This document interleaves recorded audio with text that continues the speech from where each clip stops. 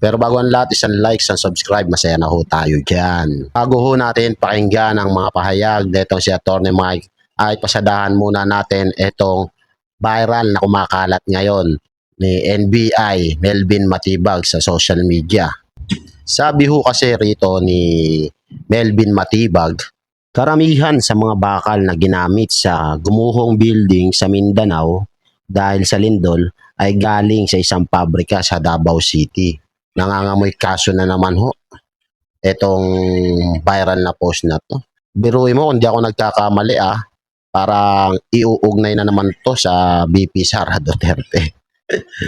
Parang gusto ho talaga nila na pilitin na ho talaga na hanapan ng butas itong si VP Sara Duterte. Itong si Matibag ay nagpunta talaga ng Davao para di umano ay maghanap ng mga ebidensya. Pati naman ba mga bakal uugnay nyo dito sa Vice Presidente? Wala na ba kayong makuha na matibay na ebidensya na magdidiin talaga kay VP Sara? Pati pa talaga bakal alam naman rin ho natin na gagawin po lahat nito para masunod ang order ng kanyang amo kahit ito ho ay mali.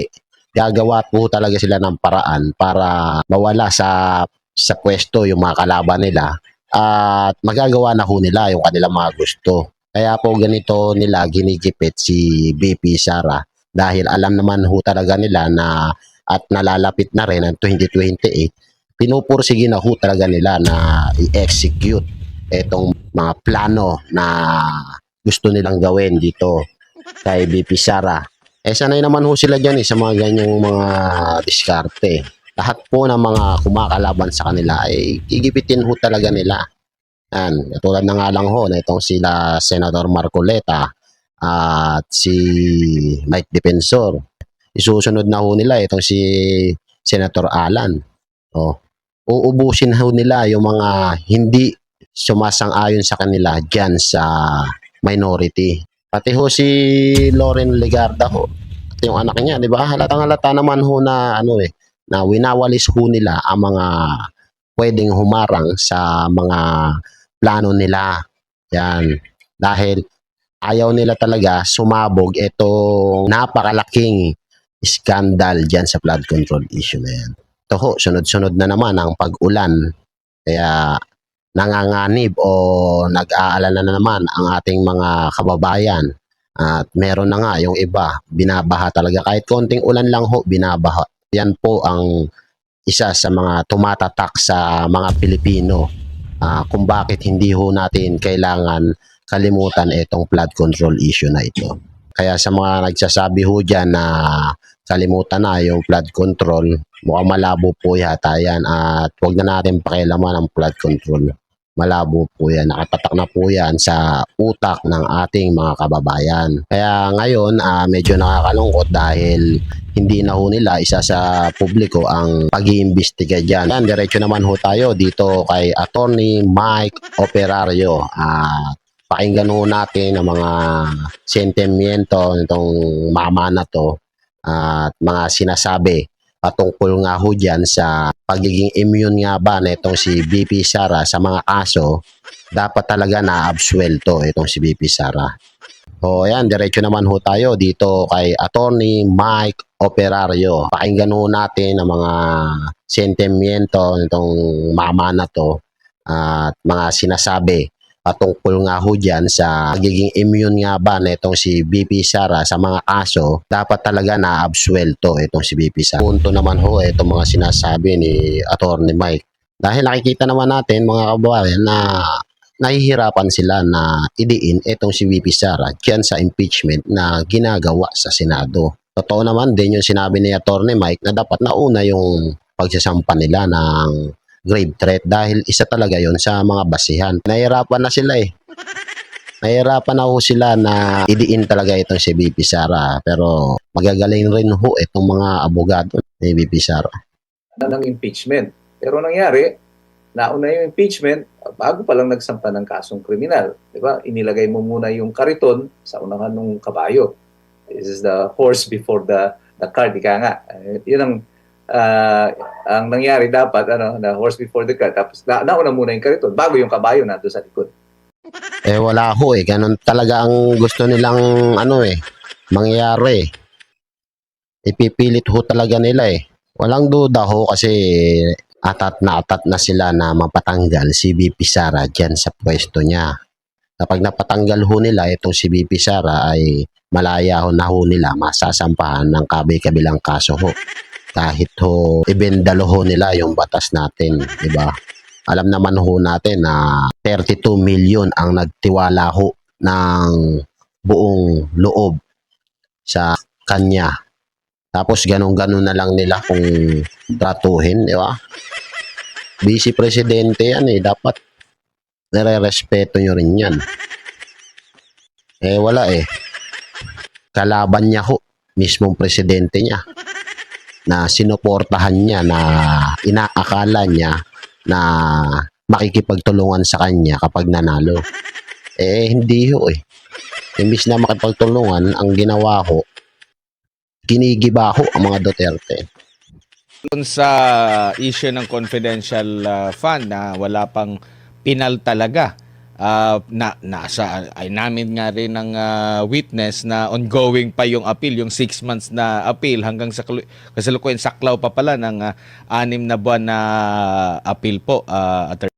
Alam mo, matatawa ka na lang po eh sa mga pinaggagawa na itong nasa prosecution eh. Hindi na ho makatarungan yung ginagawa nila. Kung itrato ba nila si Sara Duterte ba ay parang hindi vice presidente.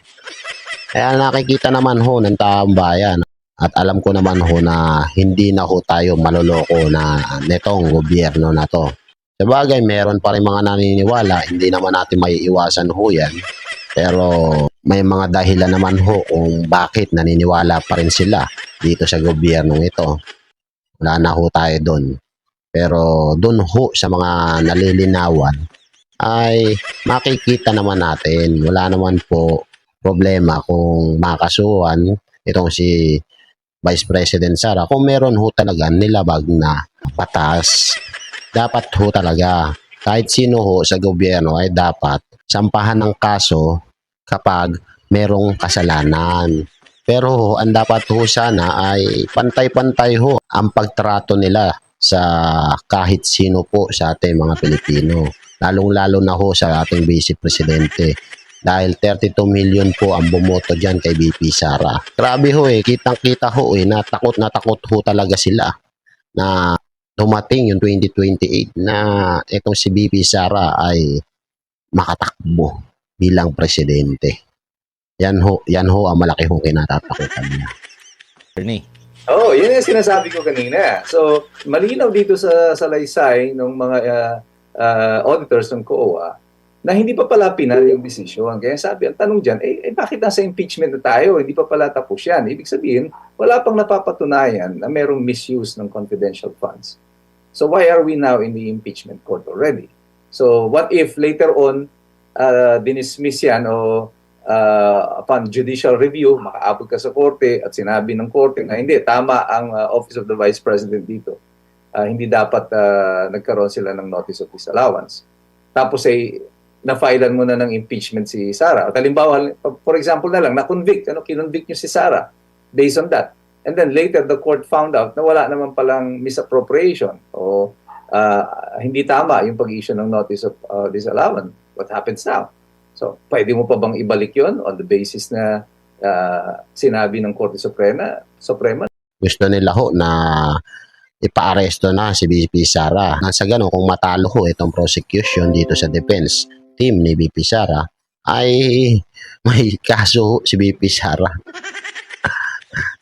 Kasi alam po nila na mahina ang laban ng prosecution laban dito sa kabilang panig.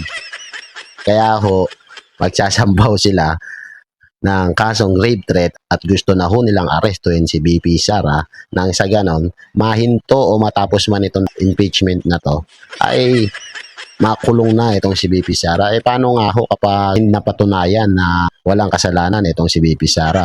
O, edi nakakulong siya. Para hong ginawa kay Pangulong Duterte ho.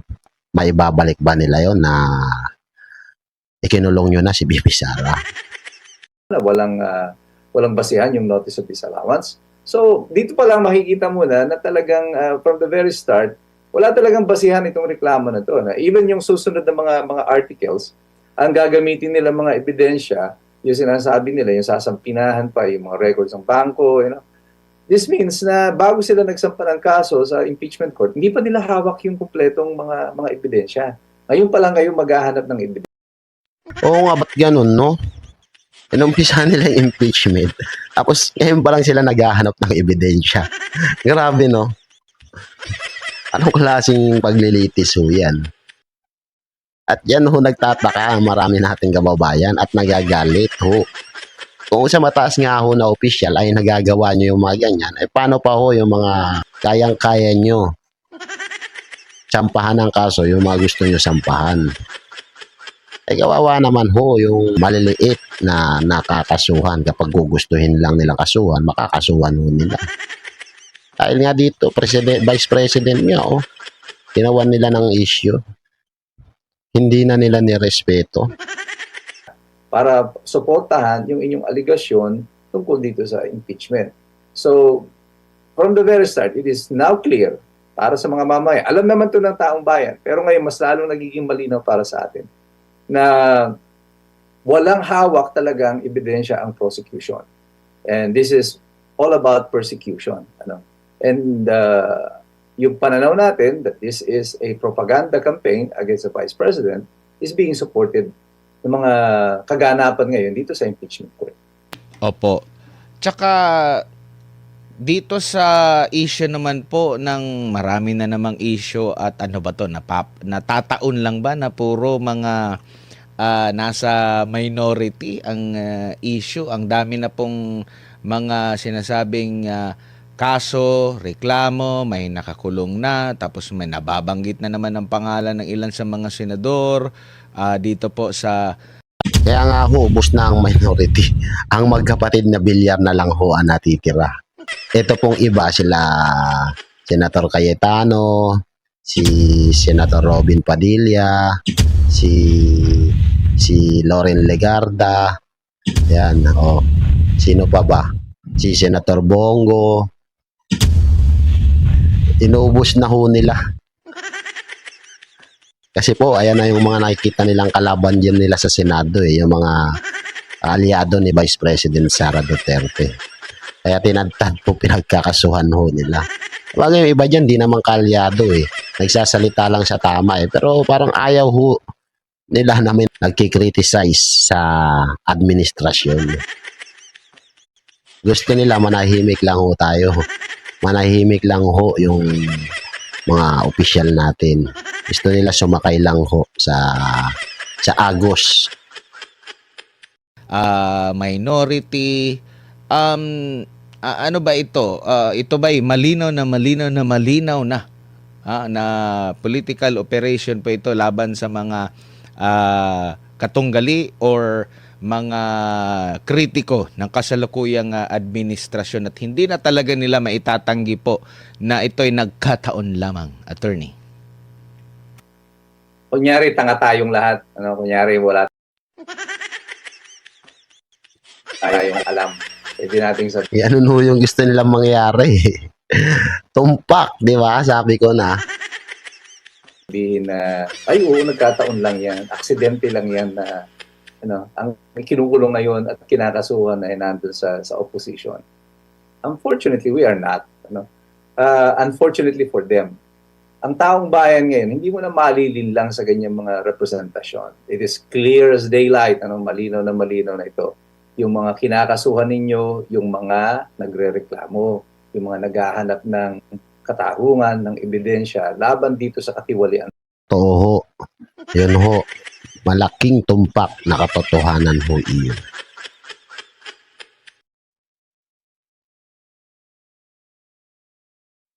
Sa gobyerno. Pero yung mga principal doon sa katiwalian, hanggang ngayon, walang investigasyon, walang kaso. Again, I'll go back doon sa pinakamalinaw na ito. Ang mga Bersamin. Si Ulayvar na binanggit ni Ping Lacson noon sa Senado na tumanggap daw ng 8 bilyong piso na Wala na. Nabaw na sa limot. Si Ping Lacson pa. Magaling yan eh. Magaling yan magtago eh. Joke lang.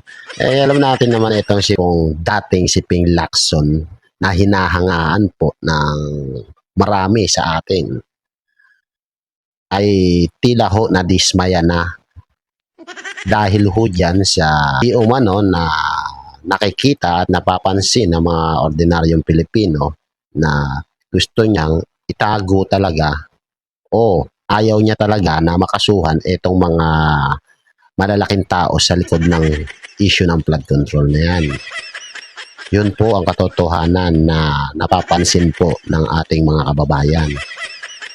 Kaya naman ho, kahit ano pa hong gawin nila dyan, oo, nananahimik yung iba, pero darating yung araw nyo. na kickback. Nasaan yung investigasyon sa kanila? Bakit huminto?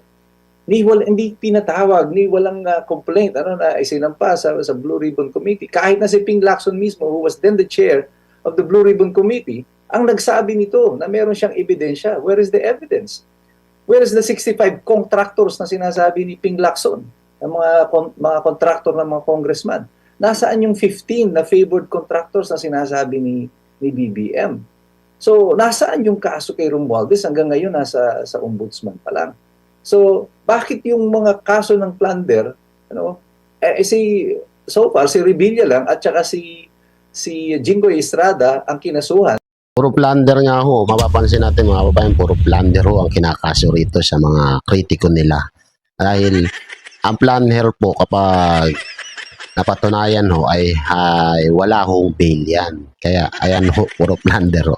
Kaya itong kay Senador Marcoleta ho ay malaki yung chance nito na makapag-bail o makalaya, madismiss ang kaso ho nito. Dahil ang ginawa po sa kanya ay inventong kaso lang. Pagkatapos, yung kay Marcoleta at saka kay Mike Defensor, wala pang kaugnayan dito sa flood control. And still, they file the case of plunder. Diba? Diba? Ayan ang hinahanap namin ng mga tao ay yung masangkot sa flood control. Ang pinakulong ho nila itong lumalaban ho, gustong ng masusing investigation para makulong ho yung mga sangkot, pero kabaliktaran sila pa ho yun nakulong. Grabe, diba? Tingin nyo, wala kaming alam dyan sa mga nangyayari.